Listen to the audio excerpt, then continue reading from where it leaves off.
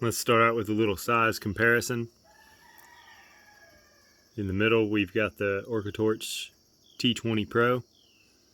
On the far right, we got the Claris XT21X, larger diameter because of the 21700 battery. Same type of battery as this PT18pro by Brinyte. And this is actually what we're going to be talking about. I just wanted to give y'all an idea how they stack up in case you own one of these or you've seen one of these. You get an idea how big this PT18pro is. It is comparable. Now let's look it over. I've been carrying this thing for a week, and I've seen these things for a while. I've kind of ignored them because I just wasn't really thinking that I'd want to carry anything this big.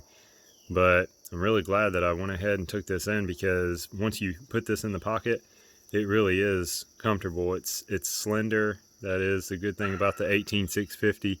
If they ever upgrade to a 21700, I'd definitely take it, because then you have more battery power and it's going to last a lot longer. That is one thing that I noticed. I was charging it. Thankfully, it's easy charging with that magnetic charging, but I was charging this every 2 days.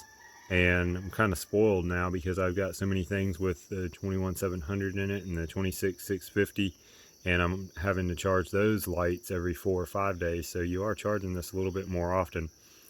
Yeah, I didn't think that I would want this ring on here, but I really like that a lot for pulling it up out of the pocket, grabbing a hold of it, and then having instant access on the back here.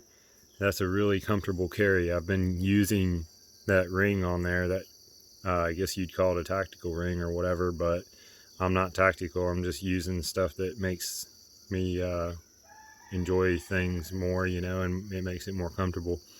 And that's why I left it. So when you pull it up, you've got instant access to the highest mode right there.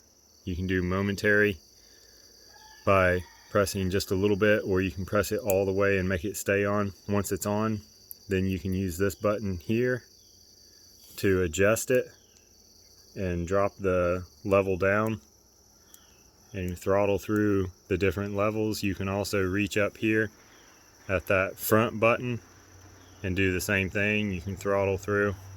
That's once it's on right there. When you bring it up, you can also instant access to turbo, or not turbo, I'm sorry, strobe. And there's the strobe. You have instant access to strobe. This side switch locks out after 1 minute of not being used. You can also manually lock it out by triple pressing it. So when the light's not been on for a minute, this is locked out. So when you pull it out of the pocket, you got to triple press that, or you just come back here and use these and get where you need to be. If you pull this out of the pocket and you want to come up and turn it on in the lowest setting, like I just did right there by holding it down, it's going to be locked out if you haven't used the flashlight in a minute. So you're going to have to triple press it. It flashes twice. Let me show you that. See how it flashes twice to let you know that you just locked it out? Well, if you're pulling it out of the pocket and you're unlocking it, it would do the same thing. And then you're going to be able to turn it on in its lowest setting. The cool thing about it being locked out is after a minute, there's a little light indicator right there, and it's a really, really dim green light. So if you have this thing set out on the counter or out on a nightstand in the middle of the night in the dark, you're going to be able to find this flashlight, because that's going to be lit very dimly in green. When you're in use, normal use, it shows you the battery level. So it was green, it'll drop down to orange when it's medium battery, and red when it's completely needing charged. And I was charging it at red. I was going ahead and running it down pretty low. You've got a bezel that you can take off up here, and you also have access to the battery by unscrewing back here and taking that off. And like I said, you don't have to even take the battery out, because you have the magnetic charging. It comes with the cable, it comes with a holster. I don't show you all that kind of stuff. I just like to go over the light itself. That way you get an idea of what you're carrying And I also like to compare stuff, that way you get an idea of what it works and looks like compared to other things that you may possibly know about. We're going to get this thing out tonight and compare it to those two to give you an idea of what the beam looks like. But it's been really, really comfortable, really user friendly. I really appreciate the fact that you can just bring it up and you have that instant access to the highest setting, and then you have, I held down on the other button there, then you have the ability to drop the level down. So I held down on this secondary button and it wound up bringing it into strobe. That's why it did that. Then very, very simple to use and very well made. It really is solid. I was wondering if this ring was going to turn, because once you get things lined up in your pocket and you get everything how you want it, when you're carrying stuff, things tend to move around, like the clip could move around or whatever, because it's not locked in place. But this ring is locked in place. There's like a little groove in there, and I just really like the craftsmanship behind that. That way, once you get this right where you want it, it's going to stay. It's not all changing up on you and stuff. All right, cool. All right, right now I'm showing you the Orca Torch T20 Pro. It's on the highest setting, and it's pretty good throw. It'll get back in the woods there a pretty good ways, and not a bad beam at all. Let's switch over now to the Claris XT21X. That's just a whole lot of flood. You can really fill up a yard with that thing.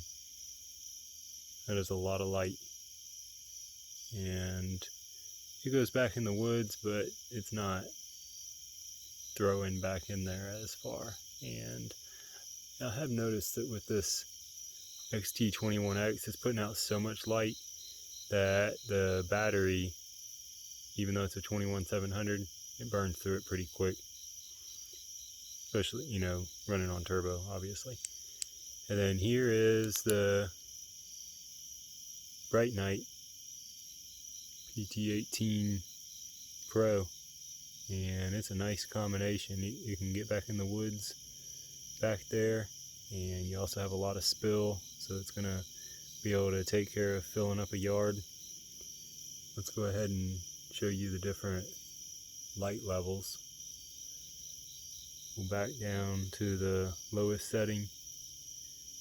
So you're really going to save some batteries right there. You can still see, even on camera, that it's able to light up the yard a little bit. You're not really seeing much on camera back in the woods, but I can actually make out what's going on back there. Let's go to the next one. Now we can get it in the woods a little ways, and definitely doing something in the yard. Good enough to go walking. And let's go to the next level. Alright, now we're pretty well lit right there. And I mean, that's not even going to get the flashlight hot. And that's a pretty good amount of light, in my opinion. So then now let's check back in the woods. Doing really good. Alright, let's go to the highest setting. Here we are. Highest setting. Very well lit.